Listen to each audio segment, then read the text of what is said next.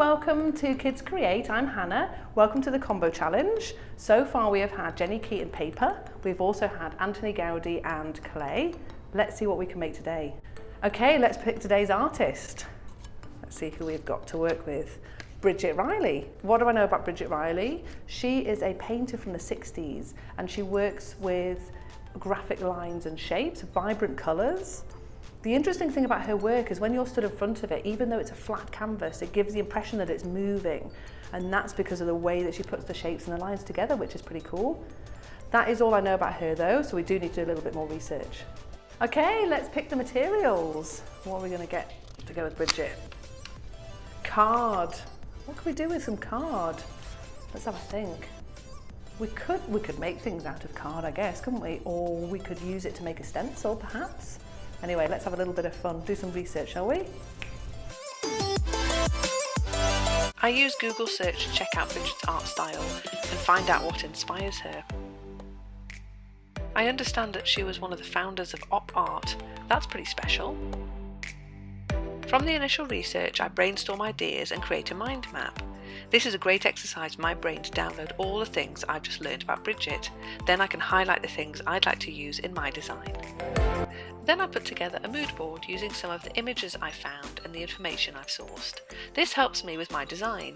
It acts as a reminder of the style and can help me if I get a bit stuck. Bridget was inspired by the complementary colours used in pointillism paintings by George Seurat. She experimented using simple shapes in black and white, which made her paintings look like they were moving. This is called op art. Bridget travelled a lot and was inspired by artists in different countries and how they used colour. She began experimenting with colour and contrast, noticing light and shadow. So I've decided to use card to make a stencil, and here's a couple of images I found on my Google search to help me with my design. I'm going to use a stencil to create a pattern for a cover for a sketchbook. Here's me sketching super quick, getting some ideas down that will help me work out how to make it and what it will look like. Hello, Barry here.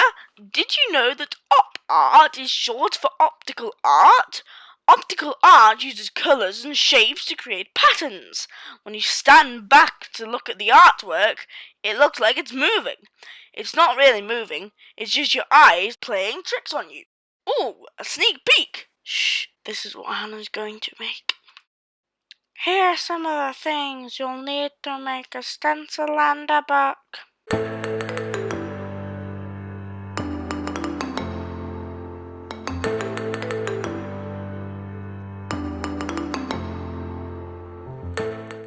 Okay, we're going to be doing our Bridget Riley inspired notebooks. So first of all, we're going to start with our piece of card and we're going to draw out some lines to make a bit of an op art cover. So I'm going to do some, I've just got a pen, you can use a pencil or whatever. So we're going to be drawing lines all along this bit of card, and you can see there's a gap at the top and the bottom of the line, and this will be so that we can cut out our long shapes. So once we've drawn the lines all the way across, we grab the craft knife, making sure there's a little bit poking out at the top so we can use it to cut. If you've not used a craft knife before, definitely ask an adult to help because this could be quite tricky. We're going to be cutting along the line that we've just been drawn out, remembering to leave that gap at the top and the bottom. So you'll need to make a cut on all of the lines that you've drawn out, but just for this example, I'm just going to show you how it works on the first one.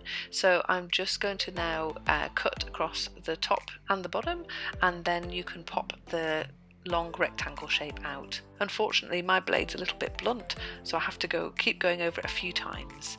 So let's speed this bit up. So here's one I prepared earlier, and this is now ready to use as a stencil. And then we've got our card that we're going to be printing onto here. Okay, so we just slip that underneath. What you can do, just to make it a little bit easier, is maybe you could try using a little bit of blue tack just to hold it down if you wanted to. Just a little pieces on the corner. And this will help stop it slipping when you do your print. Now I've got these two roller tubs here. So we'll put a little bit of yellow into here.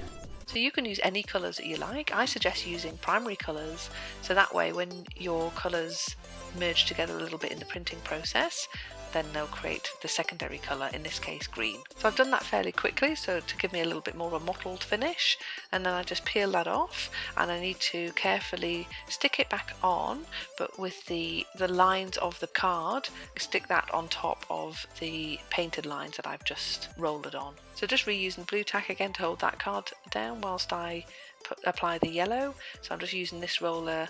It is actually clean, even though it looks like it's got red paint on it, and just apply the yellow onto the stencil. Then carefully just peel off the top stencil layer. You could try out other ideas for stencils. So here I'm just showing you how I drew out 3-dimensional boxes with the dimensions going into different directions, so it plays a little bit with your eyes and creates a little bit of an optical illusion. I then created a stencil for each of the 3 sides, and I used the red and the blue and then combined them to make purple for the 3rd side. Okay, so now we're ready to make the cover. In fact, before I do that, have a look how cool this is.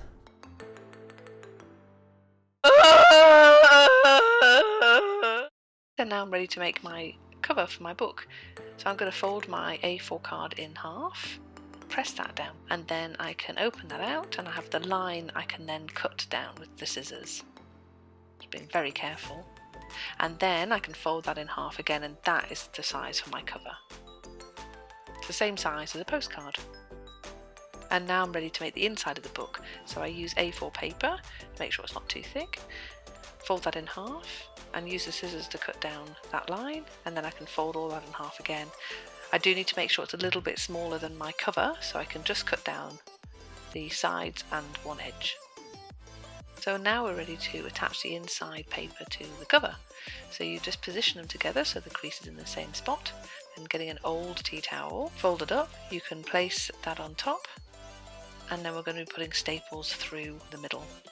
So we need to open up the stapler, so ask for help if that's a little bit tricky to do, and then you're just locating the middle of the card and pushing down so the staples stick into the tea towel. So now you need to carefully fold down the ends of the staples. Be very careful because they're quite sharp, but use a metal ruler and you can press down each side. Okay, so we've got our final Bridget Riley inspired pieces. I like the colours and I like how they kind of have that nice printy effect. What would I do differently? I liked that I found the optical illusion when we moved it across, and it made it look like it was moving, so maybe I'll try and get that happening next time somehow. Okay, so let's finish with a poem, shall we? From the shelf again, we'll go forwards always, Matthew the horse. The dolphin. My friend touched a dolphin. She said it felt like eggs, boiled for its forehead and scrambled for its legs. Thanks, Matthew the horse, and thanks for watching. I'll see you next time. Bye.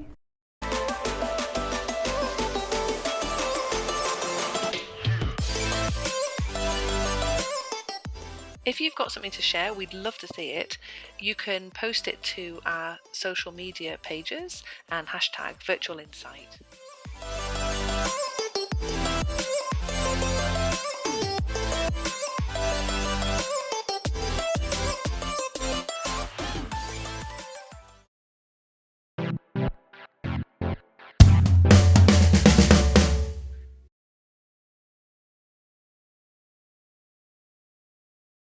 Oh, and it's too long and I'm going on too long.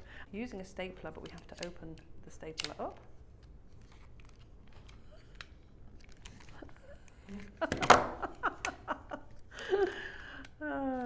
This works.